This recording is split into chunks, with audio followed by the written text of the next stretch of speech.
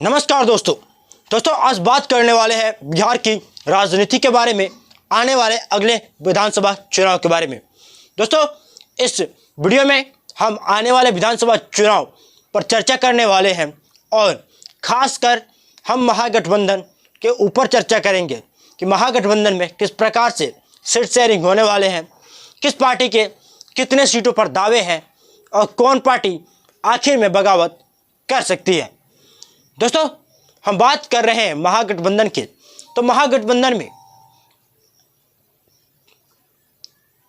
महागठबंधन में आरजेडी, माले, कांग्रेस और वीआईपी ये चार मुख्य पार्टियां हैं जिससे बिहार की महागठबंधन बनती है, जिसे हम इंडिया अलायंस कहते हैं। दोस्तों इसमें से तीन पार्टियां इधर उधर तो होने वाली है नहीं। आरजेडी तो गठबंधन का मुख्य भाग ही है, नेतृत्व करता है। दूसरी कांग्रेस, वह कभी भी दूसरे पाले में नहीं जा सकती है। तीसरा माले भी आज तक भाजपा से गठबंधन नहीं किया है, तो उस पर भी आप लेकर चलिए कि माले भी कभी भी भाजपा में नहीं जाएगा।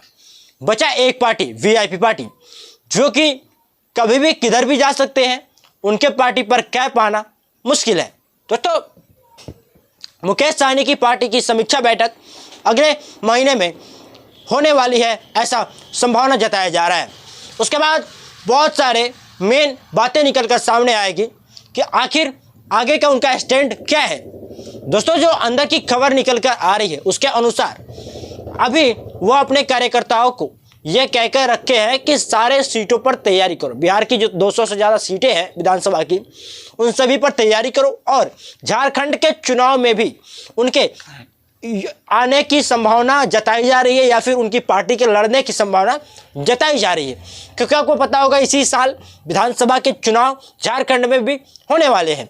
उससे पहले उत्तर प्रदेश में इनकी पार्टी लड़ चुकी है, भले ही वहाँ पर सीटें ना मिली, ज़्यादा क्लोज फाइट में भी ना रहे, लेकिन हाँ उनकी पार्टी ने वहाँ पर चुनाव लड़ा है।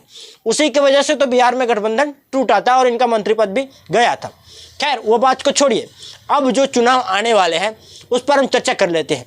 तो दोस्तों सबसे बड़ी पार्टी तो आरजेडी है महागठबंधन में, तो कहीं ना कहीं महागठबंधन में आरजेडी सबसे ज़्यादा सीटों पर चुनाव लड़ने की तैयारी में अभी से ही लग गई है, क्योंकि आपको पता होगा आरजेडी पार्टी का समीक्षा बैठक हो चुका है और विधानसभा की तैयारियों में उन्होंने अपने नेताओं को लगा भी दिया है, तेजस्वी यादव ने।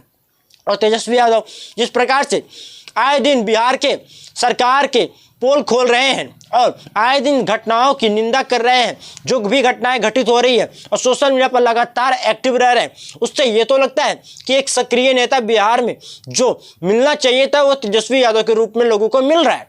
दूसरी तरफ कांग्रेस के बड़े नेता राहुल गांधी केंद्र में दहाड़ रहे हैं, अपने सारे मुद्दे को उठा रहे हैं, जनता के मुद्दों को उठाकर उस पर बातें कर रहे हैं। वहीं पर माले के नेता भी मजबूत हुए हैं। इस बार उनकी 2 सीटें निकली लोकसभा की, पिछली बार विधानसभा की सीटें उनकी पार्टी ने जीती अच्छी खासी। तो कहीं ना कहीं इन तीन पार्टियों के पास लगभग 90% से ज़्यादा सीटें रहने वाली है, 90 से 95% सीटें। बात रही और जितनी सीटें बचेगी 5%, उसके अंदर 2-3 पार्टियों को और शामिल करके या फिर और जो भी छोटी छोटी पार्टियां शामिल होनी चाहिए, आखिर में उपेंद्र कुशवाहा की पार्टी हो, विधानसभा चुनाव के टाइम में हो सके तो इधर आ जाए, या फिर पशुपति पारस की पार्टी वो हो सके तो इधर आ जाए। क्योंकि आपको ही पता होगा पशुपति पारस की जो पार्टी है उसको एक भी लोकसभा की सीटें नहीं मिली, कोई भी सम्मान नहीं मिला एनडीए में, तो हो सके तो वो भी आरजेडी में आ जाए, तो उसे भी 2-3 सीटें देनी पड़ेगी। तो ये सभी बातों को लेकर 5% सीटें जो लास्ट में बचेगी 20 या 25 के आसपास, उसी में 1-2 पार्टियों को और एडजस्ट किया जाएगा और मुकेश सहनी को हो सके तो 10 से 15 सीटें के रेंज में देने की बातें चल रही है। लेकिन जो उप मुख्यमंत्री पद की बात हो रही थी उस पर कहीं ना कहीं कांग्रेस और माले इन दोनों पर चर्चा करने के बाद ही तीसरे नंबर पर मुकेश सहनी पर चर्चा होगा, क्योंकि कहीं ना कहीं ये दोनों पार्टियां इनसे कई गुना ज़्यादा मजबूत है और इन दोनों पार्टियों के पास अगर महागठबंधन की सरकार बनती है, मुख्यमंत्री तेजस्वी यादव बनते हैं, तो इन दोनों पार्टियों के पास उप मुख्यमंत्री पद रहने का संभावना सबसे ज़्यादा जताया जा रहा है, क्योंकि मजबूत ये पार्टियां हैं और ज़्यादा विधायक इनके होते हैं, सांसद भी इनके हैं, तो कहीं ना कहीं दावेदारी भी इन्हीं की होगी। और जो एक भी विधायक नहीं है, एक भी सांसद नहीं है, उस पार्टी का उप मुख्यमंत्री बनना बहुत ही ज़्यादा हार्ड बात है और ये नामुमकिन सा लगता है। भले ही बोलने को बोल दिया जाता है, सरकार में बोलने को बोल दिया जाता है नेताओं के द्वारा वोट बैंक की राजनीति करने के लिए, लेकिन ये कह पाना बेहद ही मुश्किल है कि उप मुख्यमंत्री पद वीआईपी पार्टी को मिलेगी।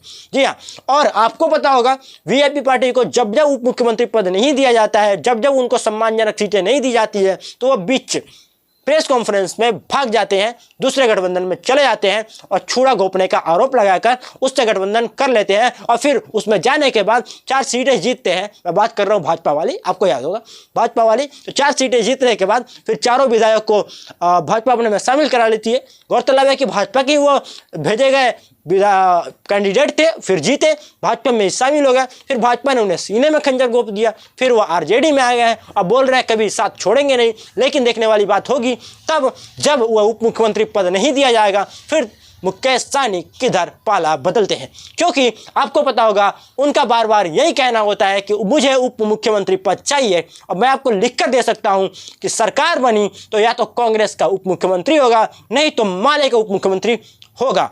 क्योंकि मुकेश सहनी के पास उतने विधायक नहीं हैं और ना ही उतने विधायक होने वाले हैं जो किंग मेकर बन सके।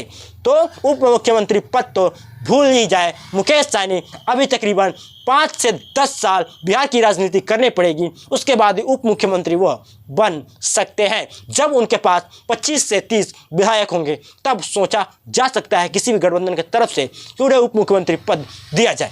दोस्तों ये वीडियो कैसा लगा कमेंट सेक्शन में जरूर लिखिएगा, और हाँ, जैसे ही समीक्षा बैठक होती है उसमें से जो भी खबरें निकल कर आएगी उस पर भी मैं डिटेल वीडियो बनाऊंगा। तो चैनल को सब्सक्राइब कर लीजिएगा और बेल आइकन कॉल पे जरूर सेट कर दीजिएगा, जिससे सबसे पहले वीडियोस आप देख सकें।